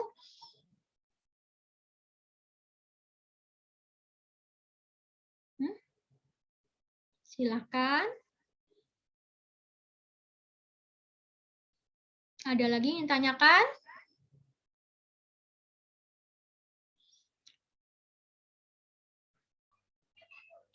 Silakan. Silakan, ada yang mau bertanya? Izin bertanya lagi boleh, Bu? Oke, silakan. Oke. Bu, jadi kan saya pernah baca sebuah artikel itu kalau misalnya terkadang itu kita melihat diri sendiri itu lebih rendah daripada penglihatan orang lain gitu, Bu, tentang diri kita. Nah, jadi kan ujung-ujungnya kadang-kadang itu kita belum apa-apa udah insecure gitu, Bu. Nah, sebenarnya gimana sih cara menghadapin pandangan diri kita agar tidak sesuai dengan konsep diri kita gitu, Bu? Nah, ya. Itu tadi ya, terkadang persepsi orang lain terhadap diri kita dengan kita mempersepsi diri kita itu berbeda. Kadang orang lain memandang kita positif, tapi kita justru memandang diri kita negatif. Nah, itu tadi, ada yang namanya konsep diri, ada yang namanya konsep diri ideal. Konsep diri itu adalah konsep diri kita yang sebenarnya, senyatanya sekarang. Kondisi kita sekarang. Sedangkan konsep diri ideal adalah konsep diri yang seharusnya kita seperti apa. Idealnya kita seperti apa. Nah, kita memandang diri kita, konsep diri kita rendah itu karena kita memasang target atau kita membuat target terlalu tinggi terhadap diri kita. Oh, kita seharusnya seperti ini. Tapi kita tidak mampu. Itu mungkin kita memasang target diri ideal kita itu terlalu tinggi. Cukuplah kita sebagai pribadi yang baik, yang pada saat orang lain butuh bantuan, kita bantu. Cukup pada saat kita bisa menunjukkan kepada orang tua bahwa kita bisa kuliah dengan baik, lulus dengan tepat waktu, kemudian dengan IPK yang bagus. Nah, itu konsep diri ideal yang cukup, maksud dalam artian adalah sesuai dengan kekurangan dan kelebihan. Namun terkadang kita memandang diri kita negatif karena kita memasang target yang terlalu tinggi terhadap diri kita. Pada akhirnya kita merasa kita selalu rendah, padahal sebenarnya tidak. Kita sudah melakukan hal yang baik, hal yang positif, namun kita tidak menghargai bahwa kita sudah melakukan hal tersebut. Itu karena kita memasang target terlalu tinggi. Padahal sudah cukup sebenarnya. Yang kita lakukan itu sudah cukup baik, sudah cukup bermanfaat untuk orang lain, namun kita tidak menghargai. Nah, jadi pada intinya adalah kita menggali hal kebaikan apa yang sudah kita lakukan. Oh, saya sudah begini. Oh, saya sudah melakukan hal positif ini. Nah, pada akhirnya akan memunculkan penghargaan untuk diri sendiri. Kita menghargai diri sendiri. Kalau saya ya, di saat saya bentuk cinta kasih saya kepada diri saya sendiri, saya kadang karena saya suka makan, saya mungkin suka beli makanan yang saya inginkan, walaupun dengan harga yang cukup mahal misalnya, tapi itu sebagai penghargaan untuk diri sendiri. Nah, mungkin di sini adik-adik juga pasti mempunyai cara sendiri untuk menghargai diri sendiri, atau misalnya membeli sesuatu yang diinginkan. Kalau saya karena saya suka makan, saya bentuk mencintai diri sendiri atau bentuk hadiah kepada diri sendiri, saya makan makanan yang saya inginkan, misalnya seperti itu. Nah, yang saya inginkan dari dulu, saya ingin makan apa, saya makan. Atau mungkin ingin membeli barang sesuatu sebagai bentuk hadiah kepada diri sendiri, itu boleh. Nah, sekali-kali boleh seperti itu dalam bentuk mengapresiasi bahwa diri kita ini sudah berusaha sekuat mungkin untuk bisa bertahan terhadap masalah. Nah, itu adalah bentuk menghargai diri sendiri. Jadi seseorang yang menargetkan diri idealnya yang sesuai dengan dirinya sendiri, maka itu akan memunculkan konsep diri yang juga tinggi, yang juga positif, seperti itu. Nah, itu ya salah satu bentuk mencintai diri sendiri adalah dengan menghadiahi diri kita sendiri dengan sesuatu yang kita inginkan. Misal kita ingin ke suatu tempat yang kita inginkan, maka kita pergi ke sana sebagai bentuk untuk mencintai diri sendiri. Tapi itu tadi ya, jangan sampai terjerumus kepada sikap narsisis. Nah, dalam psikologi itu kan merupakan seseorang yang terlalu mencintai diri sendiri, namun dia tidak mempedulikan lingkungan sekitar. Nah, seperti itu. Itu ya, itu bagaimana supaya kita bisa menilai diri kita lebih positif lagi. Oke, silakan, ada yang tanyakan lagi? Bu, saya izin bertanya. Oke, silakan. Bedanya konsep diri sama kecenderungan diri itu apa, Bu? Nah, konsep diri itu kan bagaimana kita memandang diri kita baik kekurangan dan kelebihan kita.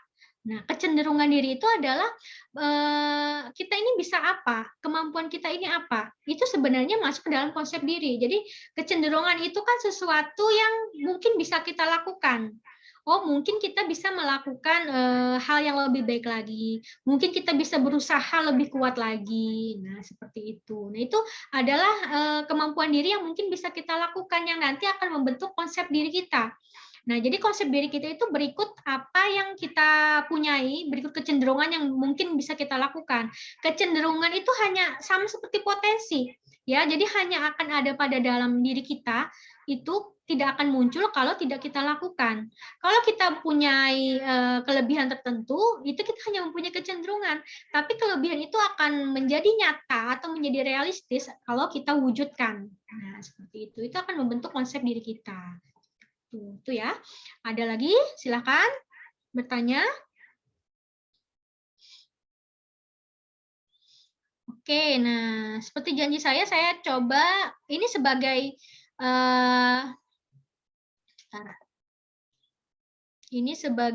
kuis ini aja ya, sebagai fun aja ya. Jadi ini bukan termasuk tes kepribadian yang sebentar, ini ada masalah sedikit.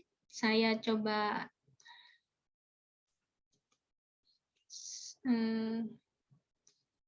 blank. Bentar.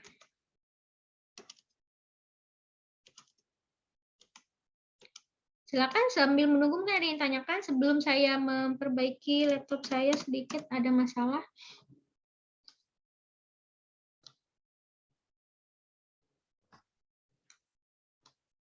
Baik, saya isi. Kan yang tanyakan?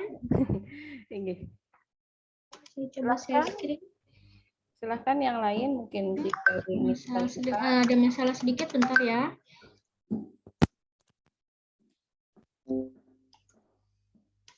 Oke.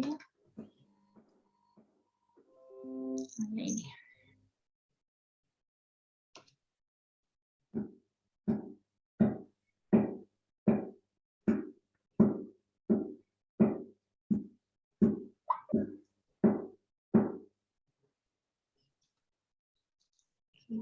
share screen.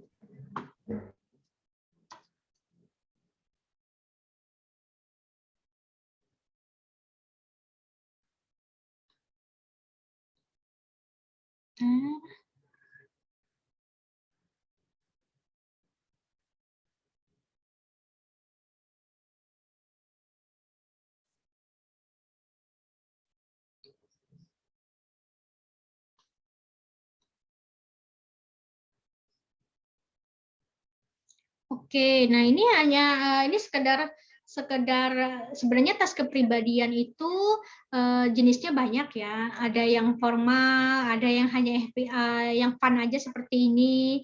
Nah, ini dalam tujuan untuk mengetahui secara umum saja ya kepribadian kita itu seperti apa. Nah, di sini supaya adik-adik lebih mudah lagi untuk menggali apa saja kepribadian kita, silahkan di sini dicatat, terserah dicatat atau diingat saja. Dan di sini saya mempunyai beberapa gambar, kurang lebih ada 8 gambar ya. Silahkan adik-adik tulis kira-kira dari gambar ini apa yang pertama adik-adik lihat. Mungkin setiap orang bisa berbeda ya. Nah, ini silahkan adik-adik catat, ini gambar pertama ya. Gambar pertama, silahkan adik-adik catat kira-kira pada saat melihat gambar ini apa yang pertama kali adik-adik lihat. Satu saja, tidak usah banyak. Kalau saya di sini melihat ini adalah huruf A. Mungkin ada adik-adik yang melihat ini adalah orang yang sedang meneropong. Nah, misalnya seperti silakan. Oke, gambar kedua ya. Silakan dilihat. Nah,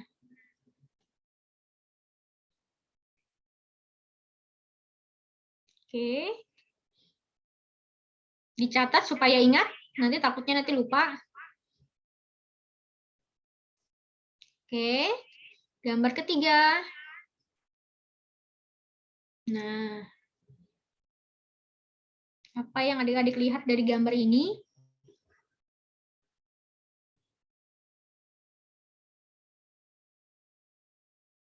Oke, gambar selanjutnya. Nah, silakan.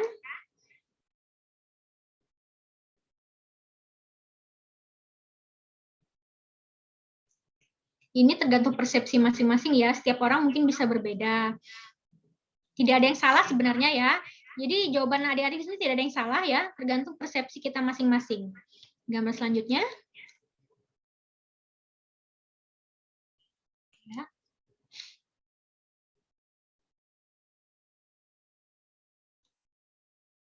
Oke, gambar ke-6.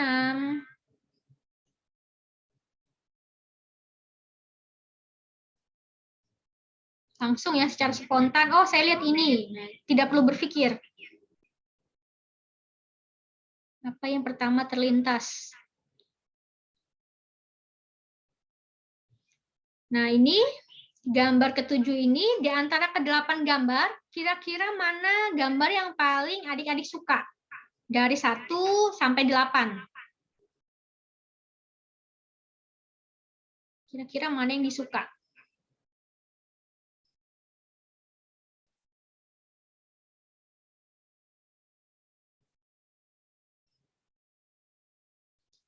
Gambar terakhir. Nah, siapa yang pertama kali kira-kira akan Anda tolong? Ini ada 4 orang ya, ada seorang suster yang berkasnya jatuh, yang kedua ada bapak-bapak yang terpeleset, yang ketiga ada anak bayi yang sedang menangis, dan yang keempat ada nenek-nenek yang tidak bisa melihat. Silakan jika Anda berada pada situasi ini, mana yang kira-kira pertama Anda tolong? Apakah orang pertama, kedua, ketiga, atau keempat?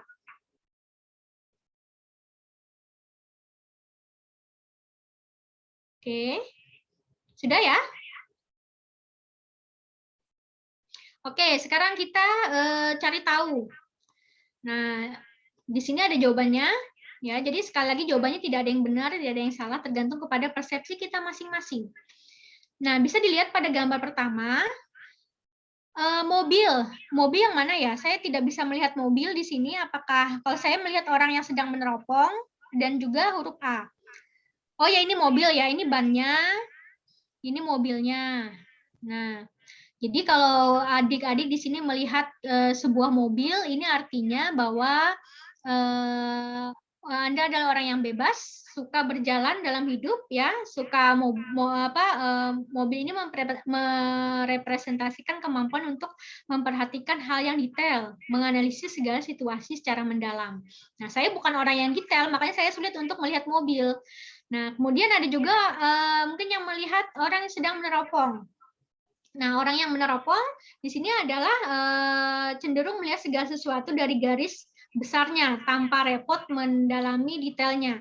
Cenderung menyerap segala informasi secara sekilas daripada memikirkan yang lebih jauh. Jadi kebalikan dari orang yang melihat mobil. Kalau di sini adik-adik melihat orang yang meneropong, berarti adik-adik termasuk tipe orang yang praktis. Jadi melihat secara sekilas. Memang secara sekilas kan gampang sekali kan melihat orang meneropong seperti itu. Kalau melihat huruf A, berarti memiliki kemampuan melihat segala sesuatu yang jarang dilihat oleh orang lain.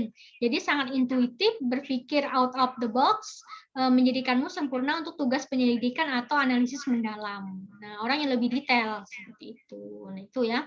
Nah, jadi gambar ini bisa orang yang melihat mobil, bisa orang yang meneropong atau huruf A.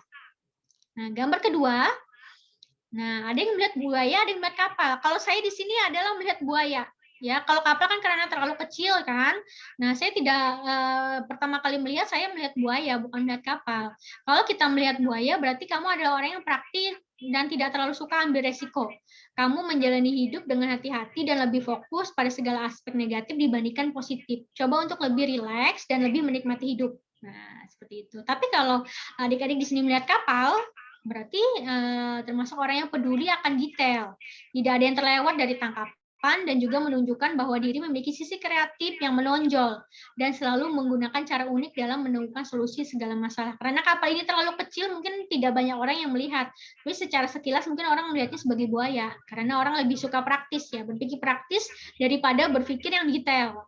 Tapi orang yang detail pasti akan langsung melihat itu adalah kapal. Ya, ini kapal ya, ini kapal dan ini buaya. Nah, ini gambar ketiga. Ada yang melihat sebagai orang tua, ada yang melihat sebagai wanita, ya. Ini wanita yang menghadap ke belakang dan ini orang tua yang melihat ke bawah. Ya, ini wanita yang melihat ke samping atau ke belakang dan orang tua yang memejamkan mata dan melihat ke bawah. Kalau Anda melihat sebagai pria tua, berarti adalah orang yang sangat empati, yang mempunyai empati dan sangat sensitif. Lebih banyak menggunakan otak kanan daripada otak kiri dan termasuk orang yang kreatif dan artistik. Nah, kalau kalian melihat itu sebagai seorang wanita, berarti mayoritas menggunakan otak sebelah kiri menandakan bahwa kamu mengandalkan logika dan analisis, memikirkan segala sesuatu dengan masak sebelum mengambil keputusan. Juga termasuk orang yang optimis, mampu menjadi penghangat oleh orang lain. Seperti itu. Kalau kita melihat ini sebagai seorang wanita. Gambar selanjutnya. Apakah di sini ada yang melihat pilar ataupun melihat orang-orang yang berkumpul di luar pilar, ya? Ini kan pilar, ya. Sedangkan yang hitam-hitam ini mungkin orang. Ada orang yang melihat ini dari sisi seperti ini. Kalau kita melihat ini sebagai pilar, artinya kita tenggelam pada zona nyaman, ya. Belum bisa menjadi alasan mendapatkan banyak yang kita inginkan, belum mengenal lebih banyak perspektif baru, ya, menunjukkan bahwa kamu orangnya romantis dan pemimpi dan sering melewatkan hal-hal yang detail. Kalau kita melihat ini sebagai pria di antara kumpulan pilar, artinya kamu belum menemukan hambatan yang berarti dalam hidup, hidup itu mengalir begitu saja, dan mudah memiliki teman baru. Jadi tipe orang yang mudah sekali menemukan teman atau orang yang termasuk orang yang ramah, orang yang sensitif dan baik, dan juga mampu membantu siapapun yang membutuhkan. Nah, seperti itu. Nah, ini dua muka berhadapan ataukah wadah lilin meja. Nah, jadi ini wajah ya. Ini wajah orang yang sedang berhadapan atau tempat lilin yang hitam ini. Nah, bagaimana persepsi Anda menilainya?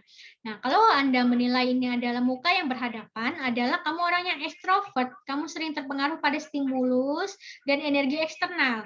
Karena penting bagimu untuk dikelilingi oleh orang-orang yang suportif. Orang ekstrovert ini adalah orang yang lebih suka bergaul dengan orang lain. Dia tidak bisa hidup menyendiri, tidak bisa sendiri. Dia harus mempunyai teman. Nah, itu adalah tipe orang extrovert. Tapi kalau kita melihat lilin, tempat lilin, ya itu berarti sebaliknya. Kita adalah orang introvert, lebih merasa nyaman sendirian di tempat tinggal daripada harus melakukan hal lain.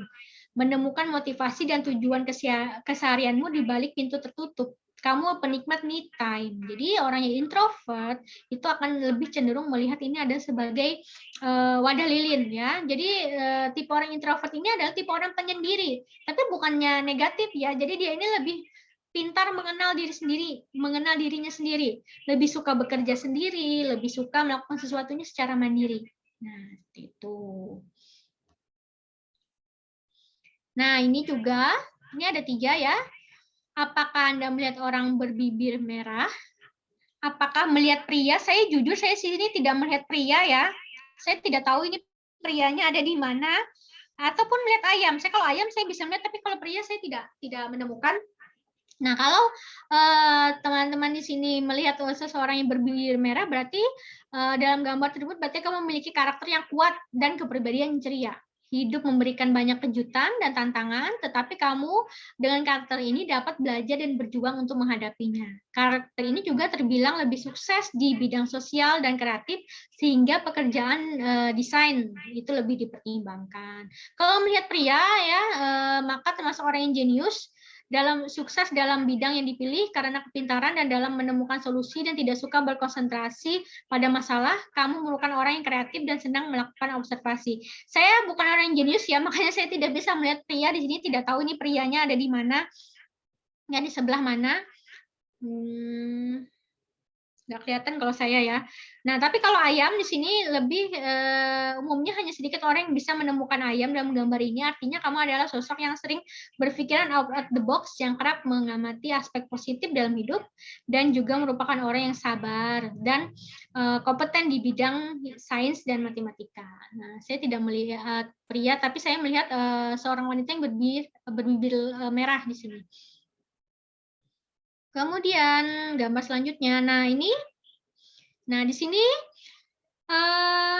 dari ke-8 gambar ya, gambar 1, 2, 3, 4 sampai 8, mana yang sekiranya menjadi yang Anda suka. Nah, itu menggambarkan kepribadian Anda. Kalau memilih gambar 1, berarti orang yang suka mengeksplor dan mempelajari hal yang baru.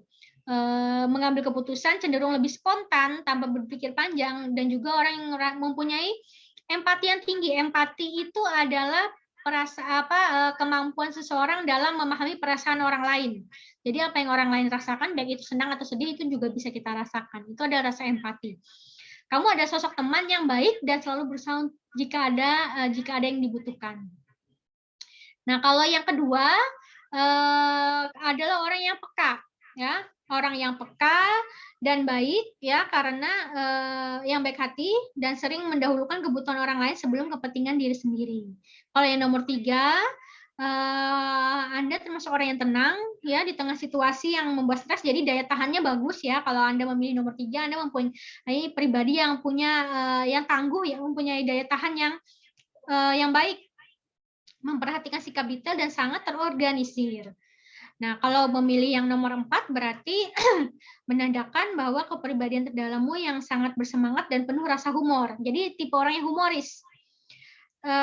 Tak ada satupun yang bisa melemahkan semangat yang kamu miliki karena kamu selalu menghargai setiap momen dalam hidup. Tipe orang yang memilih hidup damai dan menghindari konflik. Jadi orang yang humoris dan orang yang tidak suka konflik. Itu adalah orang yang memilih nomor 4. Nomor 5. Nah, siapa yang memilih nomor 5 berarti orang yang suka mengambil resiko, orang yang kreatif, ya, yang mencari jawaban dari setiap masalah dan berani mengambil jalan yang berbeda.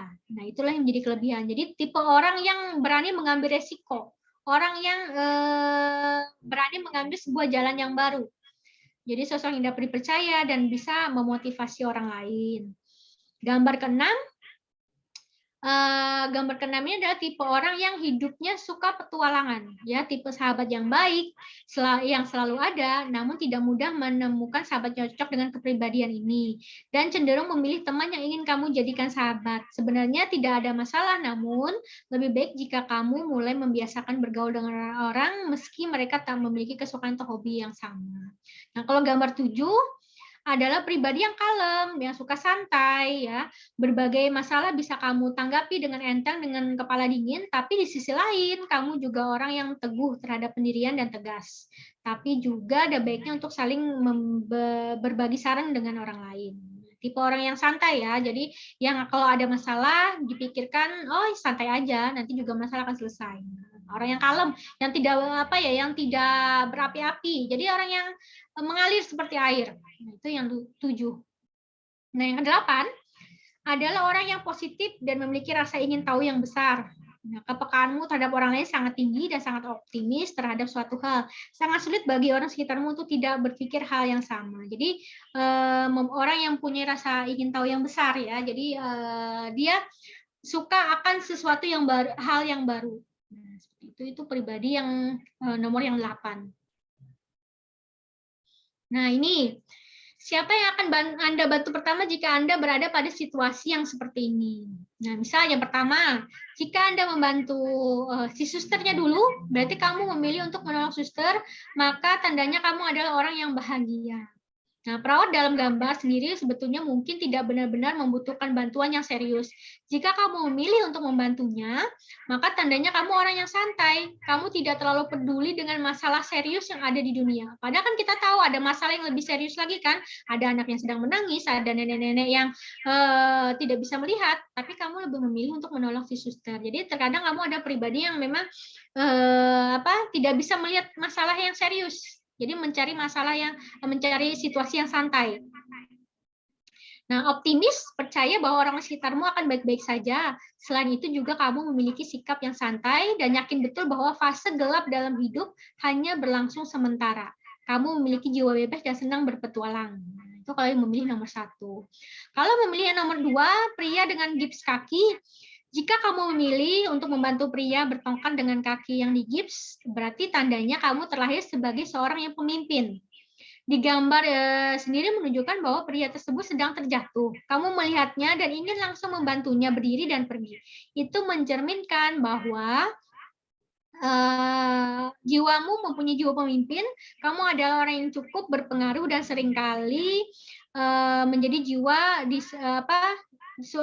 meramaikan suasana. Nah, seperti itu. Membantu pria tersebut menjadi prioritas karena kamu menghargainya setelah mencoba berjalan sendiri meskipun kakinya patah. Kamu adalah orang yang dinamis, terorganisir, rasional, dan sangat fokus pada hidupmu. Nah, tipe pemimpin dan tipe orang yang bisa menghidupkan suasana. Nah, kemudian yang ketiga, bayi menangis. Jika kamu lebih memilih bayi menangis, berarti tandanya kamu adalah orang yang berempati. Bayi sendiri bisa menangis karena berbagai macam alasan, ada yang serius ataupun ada yang sebaliknya. Membantu bayi yang menangis menandakan bahwa kamu orang yang sensitif dan tidak bisa mentolerir penderitaan orang lain. Jadi jika kamu memilih untuk menolong bayi tanpa tahu alasannya yang jelas tersebut, maka tandanya kamu orang yang siap untuk membantu siapapun yang membutuhkan bantuan.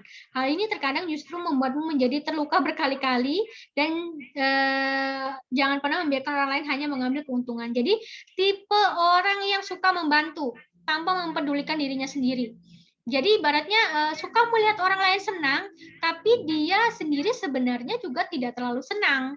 Nah, jadi suka membantu orang lain, tapi terkadang tidak mempedulikan kondisi dirinya sendiri. Nah, seperti itu. Nah, yang keempat, jika kamu lebih membantu si nenek, berarti tandanya kamu ada orang yang optimis, memiliki moralitas yang tinggi. Nah, gambar tersebut dengan jelas menunjukkan bahwa sang nenek membutuhkan bantuan saat berjalan. Namun karena sang nenek mengenakan kacamata hitam, tidak ada yang tahu apakah nenek tersebut buta atau tidak. Nenek tidak tahu ya buta atau tidak, atau memang dia kesulitan berjalan. Nah, membantunya menandakan bahwa kamu telah dibesarkan dengan tata krama yang kuat. Kamu menghargai nilai-nilai tradisional dan sangat menghormati budaya dan warisan. Selain itu, kamu juga optimis dan menghargai bahwa berapapun usia seseorang, mereka tetap berkontribusi dalam dunia ini sehingga sudah menjadi tugasmu untuk membantunya. Jadi kalau kita memilih nomor 4 berarti kita tipe orang yang tata kramanya bagus ya, jadi membantu orang tua. Nah, seperti itu. Daripada kita tidak tahu nenek ini bisa melihat atau tidak, atau hanya kesulitan berjalan. Nah, seperti itu. Nah, itu ya sedikit mengenai kuis kepribadian. Saya sebutnya kuis ya, bukan tes kepribadian, karena tes kepribadian itu sifatnya lebih baku. Jadi mungkin adik-adik mungkin nanti pada saat mencari pekerjaan atau melamar pekerjaan, nanti ada salah satu tes di mana kita disuruh menggambar pohon, disuruh menggambar orang, dan disuruh menggambar rumah. Nah, itu ada tes kepribadian namanya tes grafis. Jadi dari cara kita menggambar, itu ketahuan pribadi kita seperti apa. Misal kalau kita menggambar pohon itu terlalu kecil dari ukuran kertas, mungkin kita ada pribadi yang tidak percaya diri atau pribadi yang rendah diri. Atau kalau kita menggambar objek, misalnya kita menggambar objek terlalu besar di kertas, berarti kita kan tipe orang yang tidak mempunyai batasan. Nah, seperti itu. Jadi tes kepribadian itu banyak ya. Salah satunya yang saya sebutkan tadi menggambar orang ya, menggambar pohon. Nah, itu bisa dilihat tipe kepribadian tertentu. Jadi yang tadi saya yang tadi saya sampaikan, yang sudah dicoba tadi itu adalah bentuk kuis kepribadian saja, melihat kepribadian secara umum. Mungkin bisa menggambarkan kepribadian sebenarnya, mungkin tidak. Nah, seperti itu. Karena sifatnya adalah hanya untuk coba-coba saja, jadi tidak baku. Tapi kalau tes kepribadian yang baku itu benar-benar mencerminkan kepribadian. Nah, seperti itu. Karena itu tadi ya, terkadang kita kesulitan untuk mengetahui pribadi kita sehingga kita membutuhkan bantuan. Selain bantuan orang lain, kita mungkin perlu perangkat tes untuk mengetahui pribadi kita secara jelas seperti apa. Berikut bakat minat kita dan kekurangan kita. Nah, itu bisa terlihat. Itu ya, itu sekedar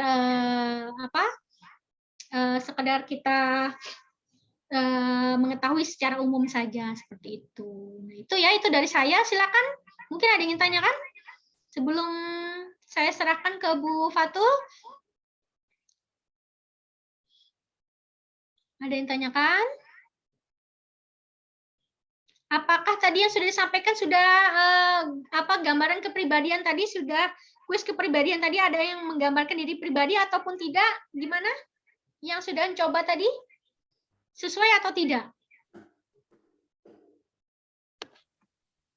Ada yang sesuai, ada yang enggak, Bu. Ada yang sesuai, ada yang tidak ya. Ya, karena ini sifatnya hanya coba-coba saja ya. Ada yang sesuai, ada yang tidak. Oke, ada yang tanyakan?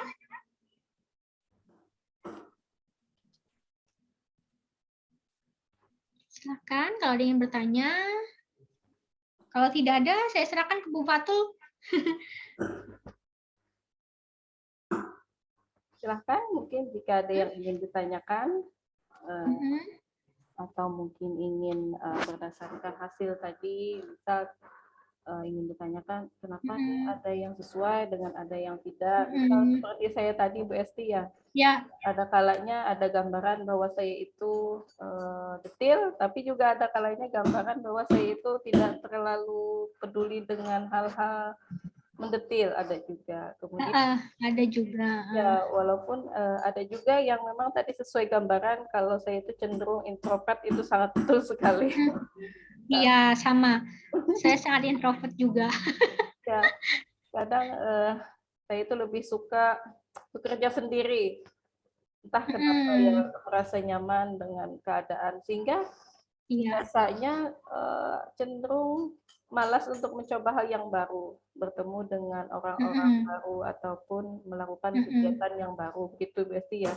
Cuman mungkin ini langkah awal, ya mungkin ini langkah awal Bu Esti ya, ketika kita sudah mengenali kekurangan kita, jangan kemudian lantas berdiam diri. Oh, ini kekurangan. Iya Bu ya. Ketika kita sudah tahu kekurangan, misal saya nih, kekurangan saya adalah introvert, misalnya tidak suka bersosialisasi dengan orang lain, berarti ya saya harus mulai membuka diri.